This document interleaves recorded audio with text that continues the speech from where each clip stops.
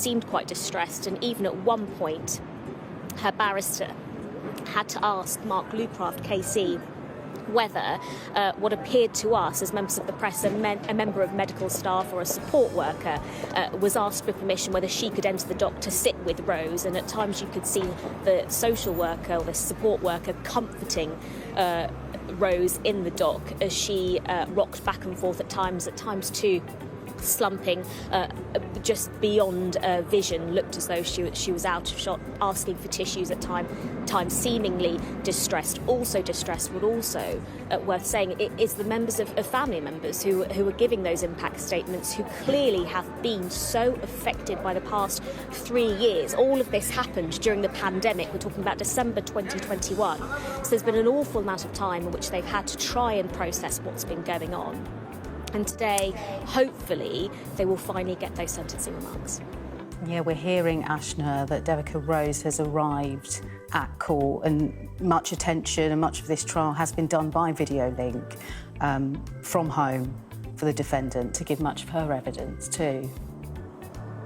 Yeah, that's right. We know that she's currently in the courtroom. We have a journalist who is watching on proceedings as we go. As I say, she is somebody who was said in the trial to have incredibly complex mental health needs. She's someone that's been known to social services, Devika Rose, since the age of 14. We know that she's been accessing both child but also adult mental health services for most of her life, and actually in mitigation, which is when her defence barristers put across their points for in her defence. Essentially, they had told the judge this morning that she had called up the GP in the months leading up to this fire. She had said that her anxiety was getting worse. She'd asked for her medication to be upped. It was clear that she was on antidepressants at the time.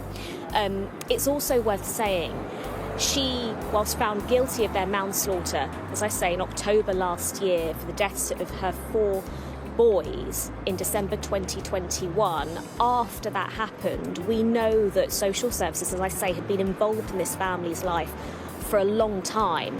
Following that verdict, the local council down in Sutton in South London conducted a multi-agency review in January 2022. And they found that the children were happy, healthy, well-presented, well-nourished, and had a positive relationship with their mother. This was a multi-agency review. That was a direct quote from Jonathan Williams, the Director of Children's Services for the London Borough of Sutton, that we will hear now, the sentencing remarks of Devika Rose. OK, we're going to go and hear those sentencing remarks. I must now sentence you. There has been a lengthy period between conviction and the date of sentence, as it has proved to be very difficult to get all the necessary reports prepared. There have been a number of short hearings to monitor progress. At some of those hearings, I expressed my concerns as to whether sufficient importance was being given to the assessment of your current medical and mental health condition. I now have various reports, and I will refer to them in the course of these sentencing remarks. Turning to the facts that give rise to the convictions, you met Dalton Hoth, and within a relatively short time, that relationship saw the birth of 2 sets of twins.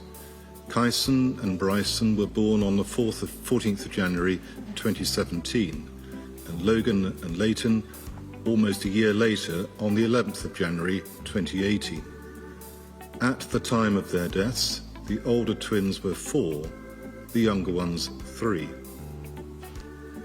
You and Dalton separated when the younger boys were about 6 months old. As a result, much of the responsibility for day-to-day care of those 4 children fell to you. Your parents, Dalton's grandmother, mother and stepfather, and to some extent Dalton himself, all played a role in assisting with care. In December 2021, you were living at 118 Collingwood Road in Sutton, a private rental address. School and nursery staff spoke about the lively nature of the 4 boys. They were clearly deeply loved by all who had any role in their care and development.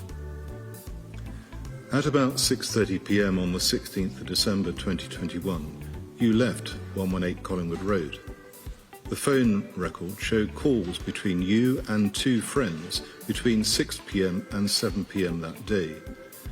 You were on a call between 6:16 and 6:32 p.m.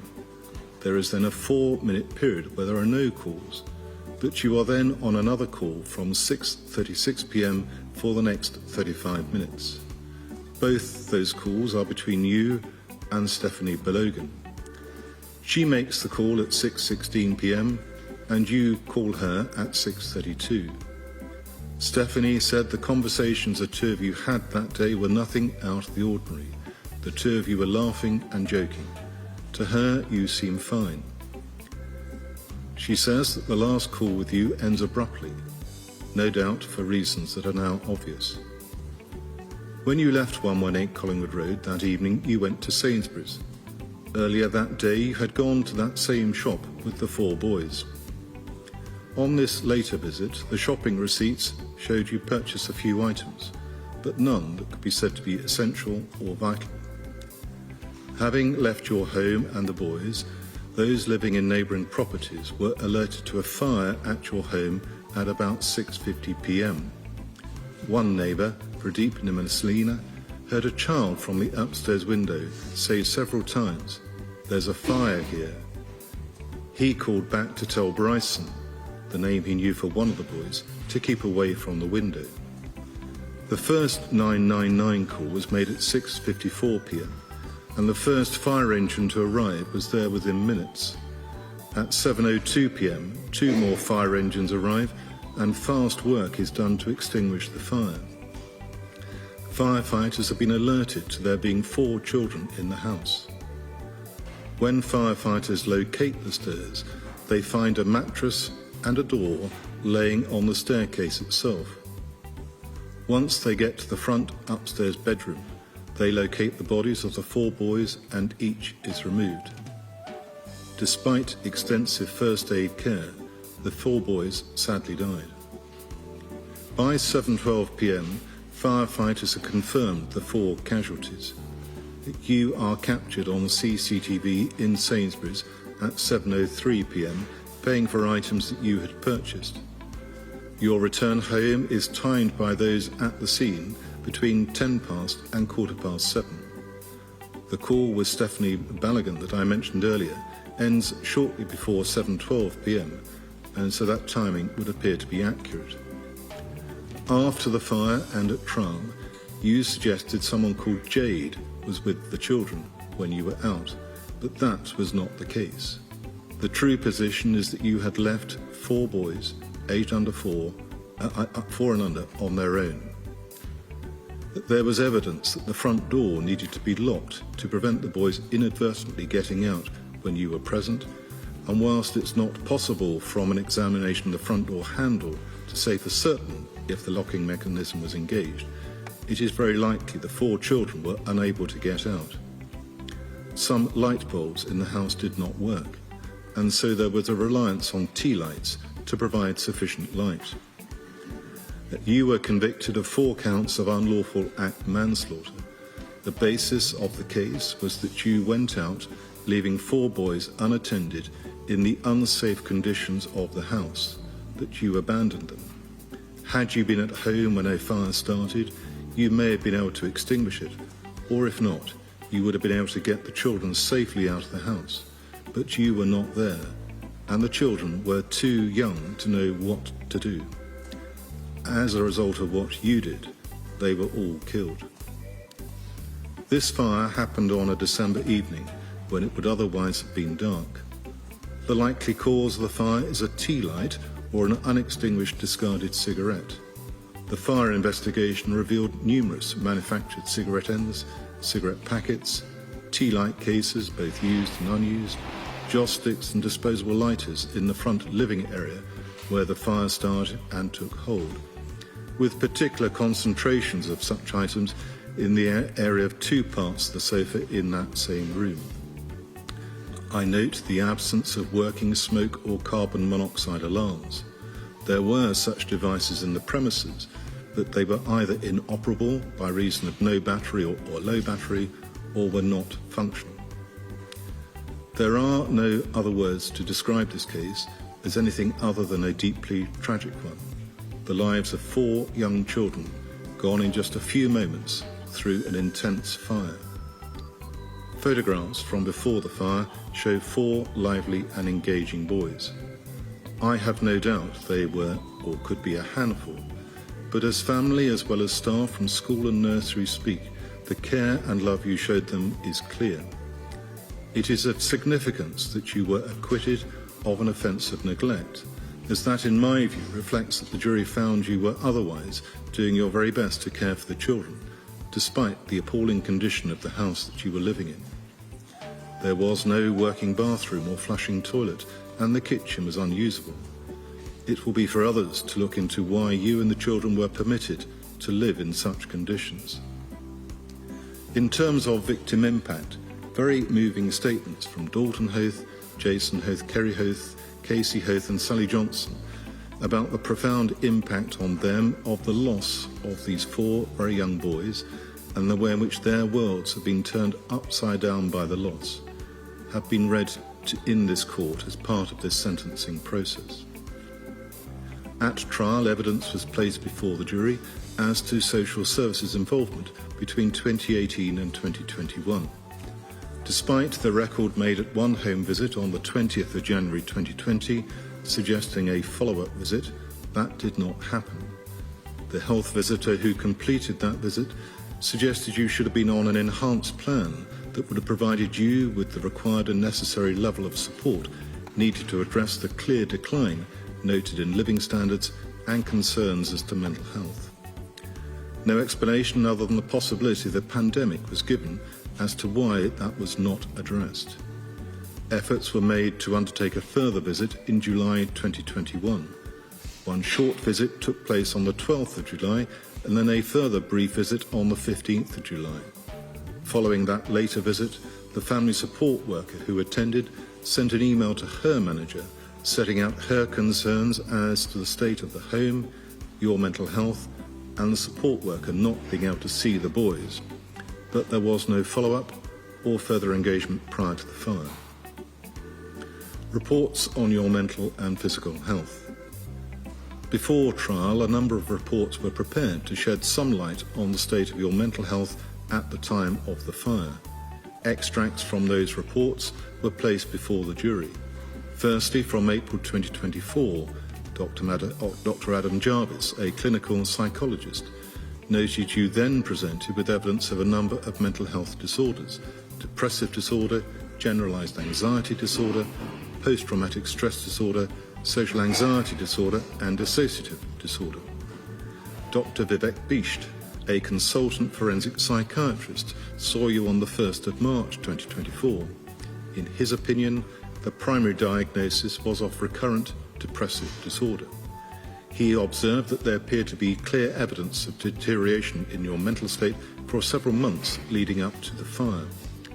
Medical records referred to indicate you had approached your GP with feelings of low mood, periods of tearfulness, inability to cope, erratic sleep pattern, diminished appetite, loss of weight and lack of motivation. Dr. Bisht observed there was information you were struggling to cope, being quarantined during the COVID-19 pandemic with little or no support to care for the children. That you were commenced on an antidepressant but were only compliant with medication for a brief period. He also noted you requested help with regard to low mood in April 2021, as things had further deteriorated to the point where you were struggling to hold on to your job. You were then found unfit to work, and that position had been repeatedly renewed at the time of the fire. His opinion was that you were clinically depressed at the material time, but there was no evidence you were psychotic. He added that it is recognized depression can lead to impairment in attention and concentration, muddled thinking with poor judgment and decision-making, and this might explain some of your actions on the day. In June 2024, Dr. Paula Murphy, a forensic psychiatrist, expressed the view that there was a high likelihood that you had an underlying personality disorder with borderline traits and a high likelihood you have recurrent depressive disorder. She also observed it is likely you were not coping at the time of the alleged offences and that your living space was one of the manifestations of this. These observations on your mental and physical health must be seen alongside the evidence of events on the day of the fire, and in particular what is said about the phone conversations you had with friends where nothing of concern was raised. Immediately before the start of the trial, your physical health was a concern. There were clear signs of a need for treatment to your eyes following a visit you made to a high street optician who found severe optic disc swelling. That optician referred you to the acute eye service at St Helier Hospital on the 22nd of August 2024. The hospital carried out an examination and, having done so, sent you to the emergency department for urgent investigation into the cause of the condition. You chose to self-discharge before those investigations could take place. On the 28th of August, you made contact with the eye department saying you were unable to attend for a planned appointment. This was highlighted to the ophthalmology team, who found you'd not stayed for the planned urgent investigations. When this trial was due to start, a question of permitting you to go to hospital local to this area arose. It was only when I made very clear what would happen if you did not attend hospital that you appeared to appreciate the gravity of the position of your physical health, and this trial was about to start. Emergency treatment was then given. The trial process adapted so that the trial could continue. I note from the various reports I have read that a number of those who've seen you, addressed you, assessed you and reported on you have highlighted a degree of positive disengagement at times by you. Since the end of the trial, time has been given for the preparation of further reports. As I've already stated, this has taken rather longer than anyone anticipated. I now have a mental health treatment requirement assessment report from Dr. Claire Bingham, a consultant clinical psychologist, dated the 13th of November of last year. For various reasons, as set out in the report, such a course of treatment was not then recommended. There is a pre-sentence report dated the 14th of November 2024. Consideration to all sentencing options. It is clear from the start of that report that the author had not been able to address all the matters they would normally look at due to a lack of engagement on your part. I note the observation at the end of the report, open quotes, given there is no clear treatment plan in place for her mental health issues and the challenges she faces in engaging with services, I remain unconvinced about her motivation, and I find myself in some difficulty in recommending any community disposals at the current time. There is a letter dated the 13th of November 2024 from Dr. Rosewell Martin, a locum consultant neurologist, addressed to the consultant ophthalmologist, Dr. Charlotte Funnell. In the letter, Dr. Martin sets out the results of the examination as to sight loss through what is described as idiopathic intracranial hypertension. The report ends as follows. I'm afraid there are not any other medical strategies outside weight loss that can be of use in IIH, so that if she continues to decline lumbar puncture, there is little further we can offer from the neurology clinic. So I was not sure how helpful it would be to bring her back to this department at the moment. Dr. Funnell's reports deal with an examination on the 24th of October 2024, a report of the history of the events and an analysis dated the 18th of October 2024, which covers the occasion when you self-discharged from St Helier and then received emergency treatment in September.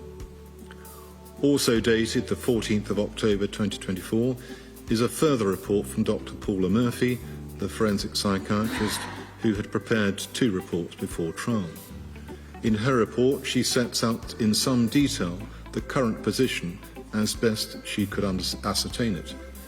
The ultimate conclusion of her report was to suggest admission to hospital to, as she puts it, fully assess her, ascertain her diagnosis, conduct a full risk assessment including the impact of her mental health on her offending and on her future risk of reoffending, and to provide treatment.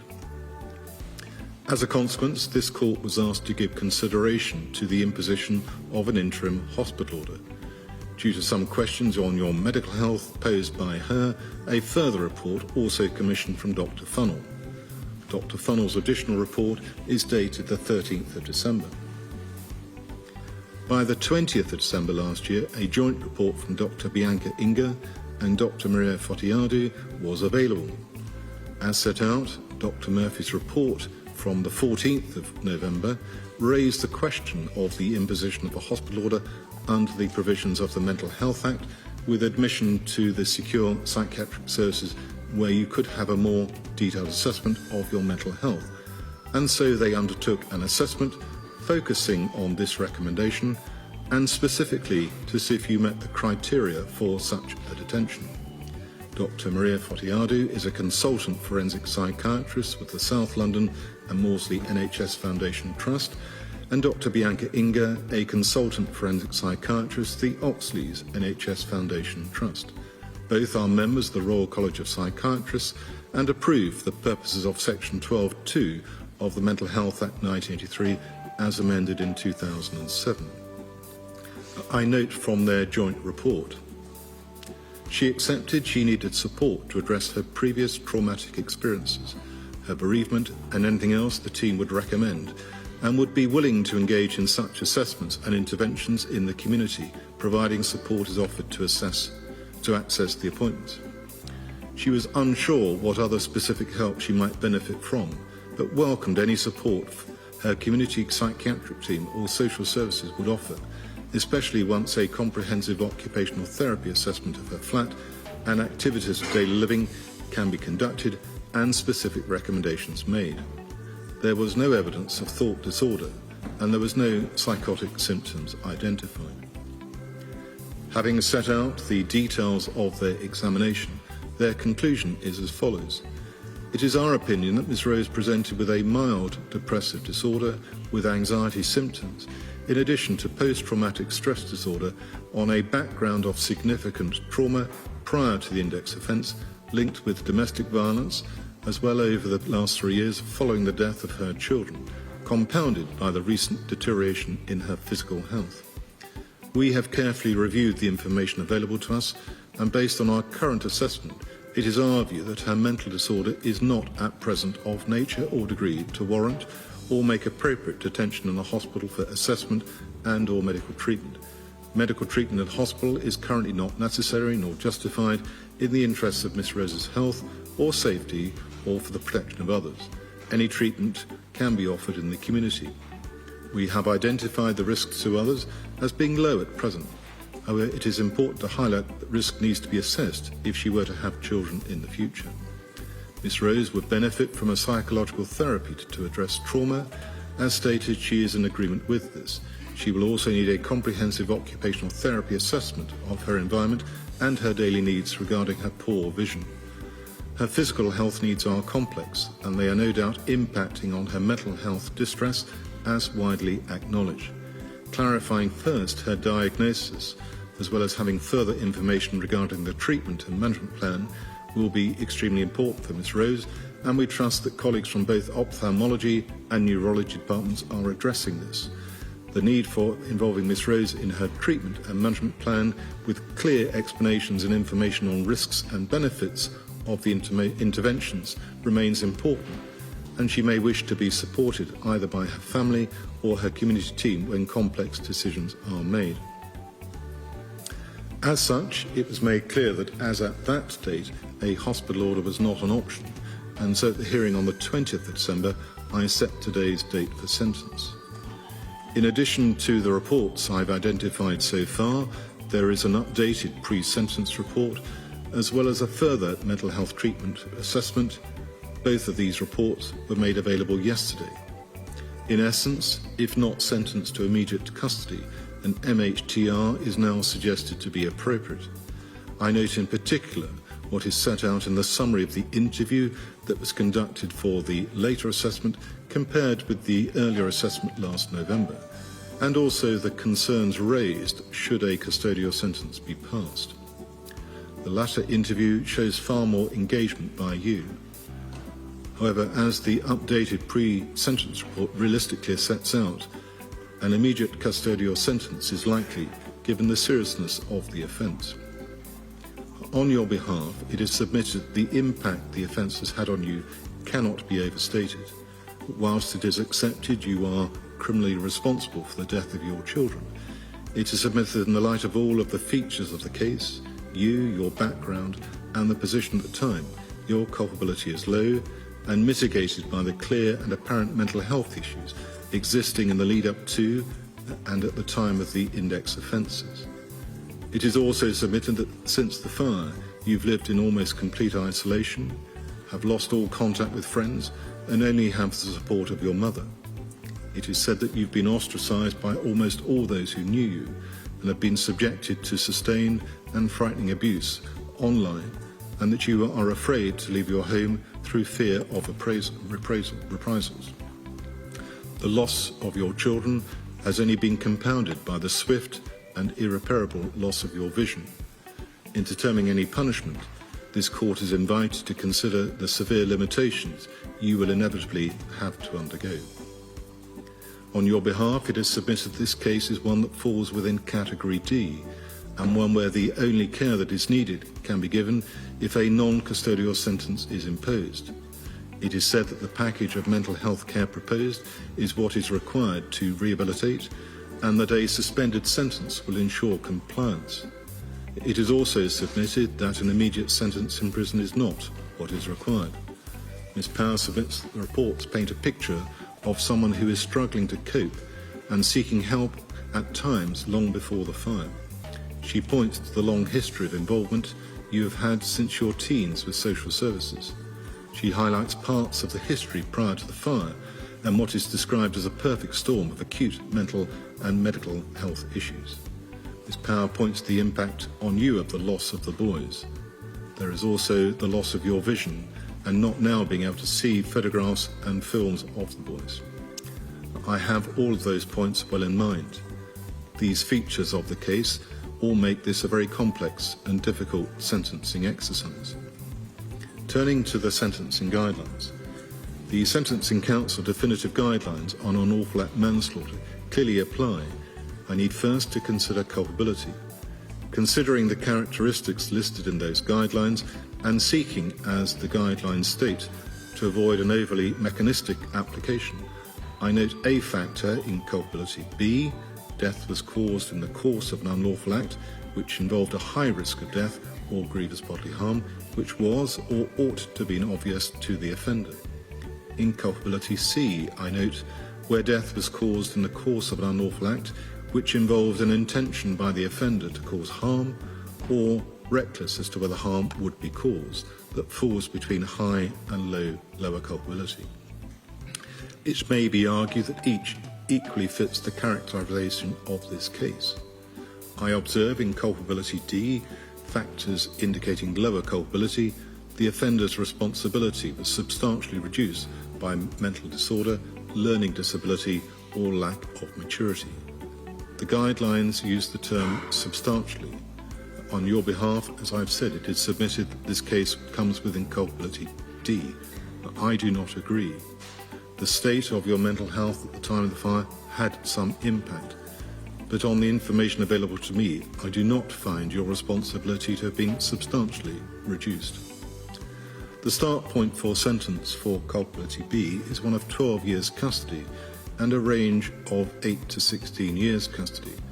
For culpability C, the start point is 6 years custody with a range of 3 to 9 years custody. A note to the guidelines sets out as follows.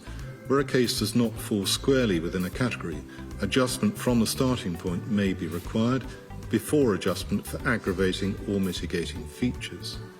A further note to the guidelines makes clear that the table setting out start points and ranges of sentence is for a single offence of manslaughter resulting in a single fatality. Here there are 4 offences, 4 fatalities, and in my judgment concurrent sentences reflecting the overall criminality are appropriate. Although I have mentioned both culpability B and C, in my judgment culpability C is where this case falls.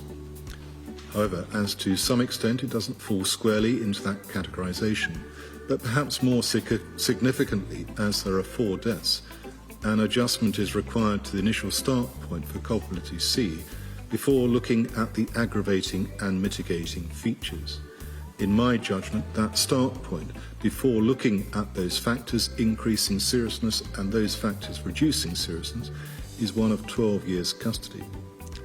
Turning next to factors increasing seriousness identified in the guidelines, I need to have regard to the fact that you were a heavy smoker and that there was extensive use of candles or tea lights for added light in the home. As such, it might be thought that the risks of fire in a house where the living spaces actually used were very cramped and where there was discarded rubbish around the home were significant. You were the mother of 4 boys, and there is an element of abuse of a position of trust. Your children were particularly vulnerable due to their age, and it is clear that the last moments of their young lives would have been with some acute physical suffering as the fire took hold and they sought to get away from it. It is also the case that others were put at risk of harm, including those neighbours and firefighters who attended. I cannot ignore your actions after the event in providing the account that there was a babysitter looking after the children. Not only did that result in another entry into the building with further risk to the firefighters, but it also led to extensive police inquiry as to their whereabouts. In setting out these factors, I need to be careful not to double count for those factors that impact on the initial assessment as to culpability. On factors reducing seriousness or reflecting personal mitigation, you have no previous convictions and have expressed remorse. It is clear that you will have to live with the knowledge that you bear responsibility for the deaths of your 4 children. I note a lack of premeditation and the impact of your current medical and mental health, as well as your personal background and circumstances. I have already referred to the reports on your mental health that form part of the evidence at trial. I've considered the guidelines on sentencing offenders with mental disorders. In doing so and applying the guidelines, I should make an initial assessment as to culpability in accordance with the offence-specific guidelines, and then consider whether culpability was reduced by reason of the impairment or disorder. As the guidelines provide, culpability will only be reduced if there is a sufficient connection between any impairment or disorder and the offending behaviour. In making that assessment, I've reflected on the impact of those reports as to the likely position in 2021 and the more recent reports. Reports post-conviction deal with your current medical and mental health position. The current position is somewhat different to the position back at the time of the fire and the deaths. It is very likely to be the case that serving any sentence imposed in the light of your eyesight and mental health issues will make that harder on you than on others, and I have sought to incorporate those matters in assessing the factors reducing the seriousness of the offence. In my judgment, to some extent, the factors increasing seriousness and those reducing seriousness balance each other out. However, in the light of all the submissions made, I reduced the sentence to one of 10 years custody. As I've noted in the course of submissions this morning, you do not have the mitigation of a guilty plea. Whilst this conviction requires me to consider dangerousness, and some of the reports I've referred to address the risks going forward, I do not find the test to be met here. Turning to sentence, on each of counts 1 to 4, there will be concurrent sentences of 10 years imprisonment. You will serve 2/3 of that sentence in custody. If your case is referred to the parole board, you may then be eligible for release at that point and will be entitled to release at the end of the custodial term. You have been on a qualifying curfew for 114 days, and so 57 days will count towards the sentence imposed. As the statutory surcharge applies, the appropriate order may be drawn up. I have asked my clerk to prepare a file of all the medical and mental health reports that I have seen, and that file will accompany you to prison along with a copy of these sentencing remarks. You may go down.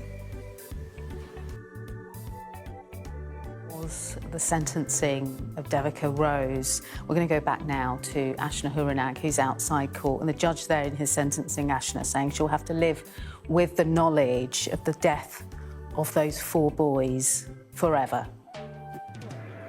Yeah, the judge, Mark Lucraft KC, describing this as nothing short of a deeply tragic case. On the 16th of December 2021, Devika Rose had gone out shopping and she'd left her 4 young children inside their home in Sutton in South London with a locked door.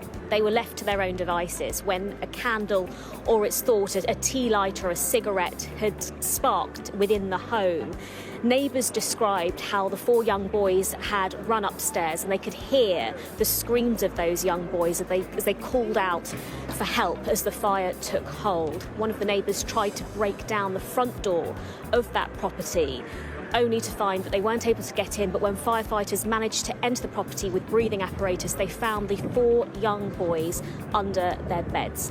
It's understood that 2 of them were then taken to hospital where they tried to save their lives, but they simply could not. A jury last year found their mother, Devika Rose, the 30-year-old, guilty of their manslaughter, and today she has been sentenced. She has been in the dock today, and as that sentence was delivered by the Recorder of London, it's understood that she was on the floor at the time. Before that, as Mark Lucraft was reading out those remarks, she was seen hugging a member of support staff thought to be her helper, and from our colleagues in Court 1 of the Old Bailey, they can hear her crying from where she's been taken down to the cells at the Bailey.